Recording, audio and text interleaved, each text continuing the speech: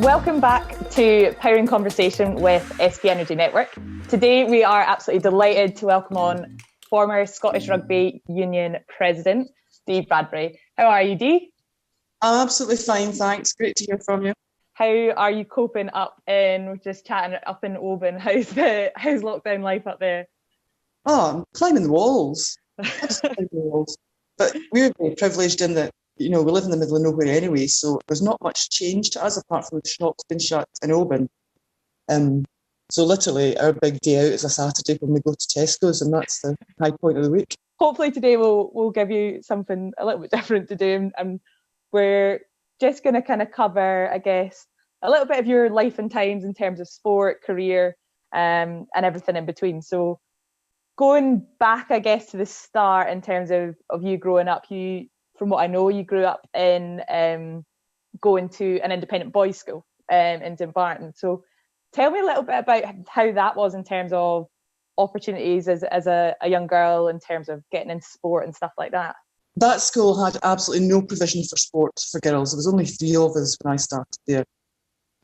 So the only sport I could play was volleyball with the boys. I even tried rugby a wee bit, but they didn't want me to do that. So prior to going to that school, I had been involved in a couple of different clubs, netball and athletics. So any sport I did was out with school. There was no provision for it. However, as the female role increased at the school, they put in hockey and other sports for the girls, but that was long after I left. Do you think having, an experience where you maybe didn't have as many opportunities as pushed you towards, taking up roles of responsibility and stuff like that in sporting bodies going forward to try and increase those opportunities and representation of females? It's never something I've been conscious of, to be honest. It's just something that has seemed to have happened.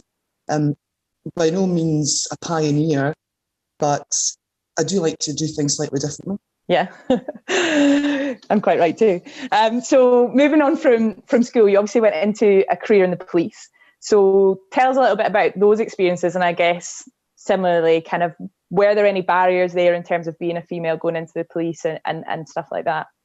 Well, I kind of fell into the police. Okay. I never aspired to do anything like that. My mum would be in the police, my dad, my grandfather, my uncle. So it was really the last thing I wanted to do. But I got packed off to college in France, and by the time I came back, I had a significant student debt, which I'm sure all students can identify with. My parents said, well, you just need to get a job. So I thought, what will I do? So I applied for the police, thinking I would do it for a year and then resume my travels.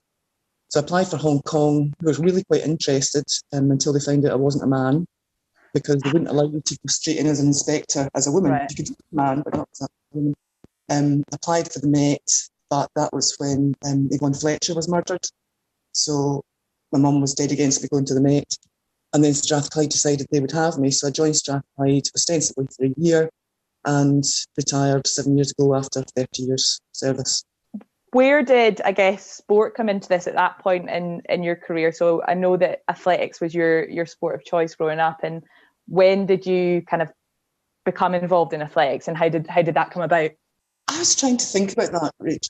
I think I was approached by a lady at my primary school sports day who asked me to join the athletics club, and that's what I did. Yeah. I was a multi-eventer, although I didn't know it, and ostensibly started as a sprinter and then branched out into other events.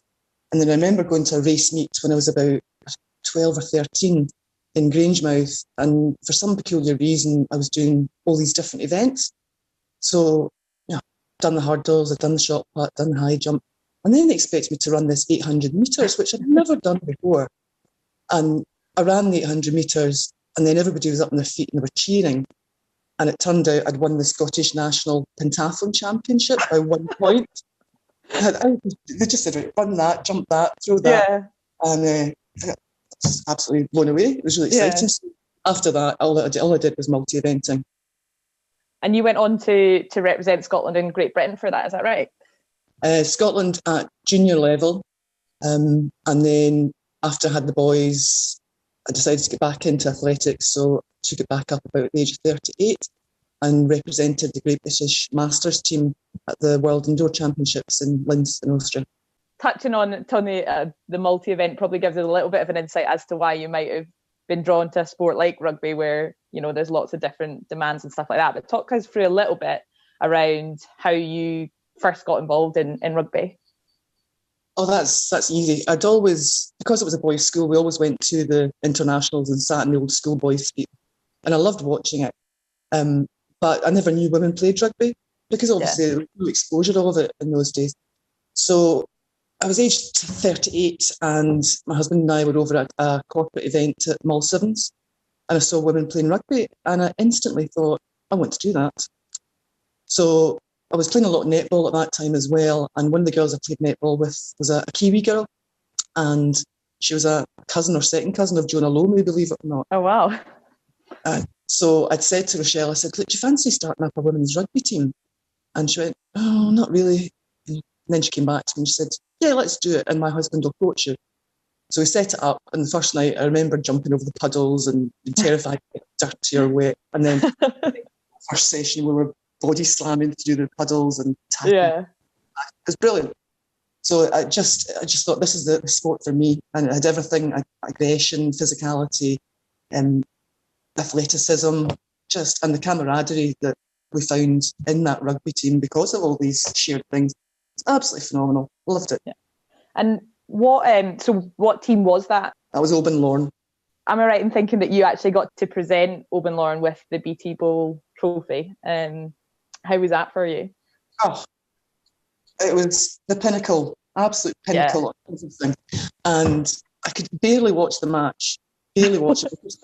Being from such a small town, it's a major thing to achieve that standard. And there was so many people who had travelled down from Oban to watch. And our guys' team had won the National Bowl before as well. Yeah. So it was going to be a complete whammy if we managed it. So they won the match, and then the usual presentation out on the platform in the back pitches, and giving each of the players their medals. But it wasn't until Captain Camilla came up, and I lost it. I'm not surprised. And to see so many people who had travelled all that distance in the crowd to see the girls get their presentation, it was fantastic. Yeah, well, that's just, I guess, incredible to show the effect that having someone take a bit of a gamble on a women's team or invest some time into it to see how big a difference that can have in terms of long term. And that must have been a really special moment for you to see kind of how big a difference you have made it in Oban for rugby. Well, I mean, we pulled together to do that. It's not simply down to me. We've got a very, very good club. Well, not that they're near it recently. But for our men's first 15 and our women's first 15 to have achieved 2 national titles for a small rural club is just great. Yeah, no, it's fantastic. And then moving on to kind of your position within within Scottish Rugby Union going forward. Obviously, you moved to become president of the Scottish Rugby Union and become the first female president of a tier 1 nation. And how was, I guess, that role for you and finding out that you had that opportunity? It was it was probably the best experience of my life. Yeah. Not without its challenges, but no, I can imagine. I'm a coper. And Nick and I were just talking about it the other day, what we would have been doing this time last year. Easily the busiest part of your season. And it does exhaust you, but the people we've met, the places we've been, it's not even the big things that are important about it. Even seeing kids holding the Calcutta Cup that you've taken to a mini rugby session, things like that are so poignant and so memorable, and it's been one of the most fulfilling periods of my life. Oh, that's incredible. And I think the bit about helping the next generation and stuff like that, moments like that really do inspire kids to kind of take up the sport or have dreams of getting to Murrayfield and playing and stuff like that. So I do think those kind of interactions are so important in sport. If you were to pick out a key highlight, I guess, of your time in the role, could you think of one? I think there's three main highlights. One of them was being able to shake my son's hand and give him a hug on the pitch. Yeah. In his country. That's payback for all the hours I spent driving them around the country. That was special. I think seeing my older son play in a World Cup in Japan was something that most people don't get to experience. And I think the third one was my dad, who was terminally ill, and we knew that at the point, but he managed to come along to Murrayfield to the President's Suite for internationals, and managed to get him presented to Princess Royal and Prince Albert of Monaco all in the one day. And then at one point, I wasn't aware that two of the girls who were at our table were actually Olympians. And I turned round and my 94-year-old dad had 2 gold medals, Olympic medals, around his neck. And he just obviously chatted to them. And he spoke so much about these events, how he'd been and how he looked forward to it. And that was the most special, I think, to be able to afford your terminally ill dad these experiences, because they really perked him up. In terms of you being a female working within the Scottish Rugby Union, how important do you think it is to have representation on, boards and at the highest level for women's sport moving forward? It's essential, but for all the right reasons, for their capabilities and their attributes, not just tokenism. Having worked 30 years in the police, and when I joined the police, Rachel, it was like Life on Mars. Do you remember that TV program? Yeah, I actually do. Yeah, it's like you with a skirt and go make a cup of tea. Yeah. So maybe it's easier for me because physically I'm big and strong, but you had to work really hard to have any sort of recognition within the police as a female. Within Scottish Rugby, I think about a third of the staff are females. Yeah. And that increases regularly. But it's good to bring that diversity to the table, especially at that level, because women have different attributes that they can utilise and bring to the table. And I think it's essential to have representation, but all for the right reasons, not just for tokenism.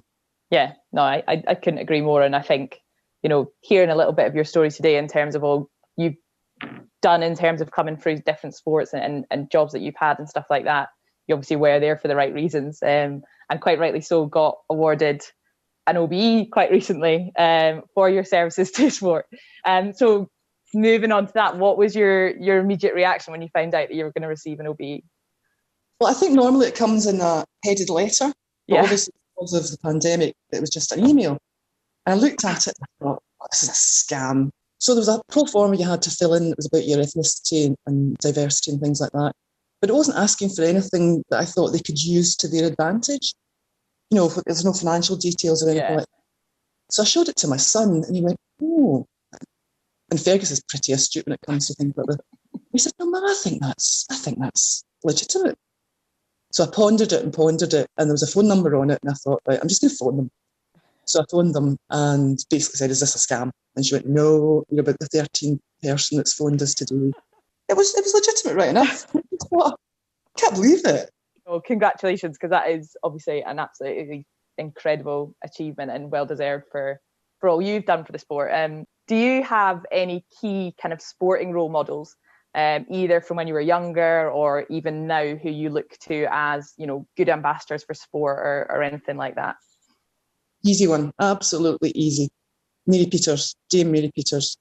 Yeah. Iconic 1972 gold medal. I can still see her in her Great Britain vest doing the high jump in 1972. And I have to be honest and say, I'm so lucky that I actually got to meet her. Yeah. I met her a couple of times, but honestly, that was just the biggest moment. And she's so lovely, smiley. She's devoted herself to the sport. She's never married. She's very active. So, I mean, for her to jump these heights in 1972, and she's quite up to my shoulder. She's not. She's absolutely lovely, and without a shadow of a doubt, that would be my role model. Oh, that's fantastic. Well, thank you so much for joining us today. It's been so interesting to hear some stories from your incredible career in sport and hear kind of how you are probably going to continue to inspire women coming through the system forevermore. So thank you so much for joining us, Dee. Thank you. Take care. If your power's out, give us a call on 105. No matter who you pay your electricity bill to, it's our team working tirelessly to get the lights back on. And if you need extra help when the power's out, we're here for you. Join our free Priority Services register.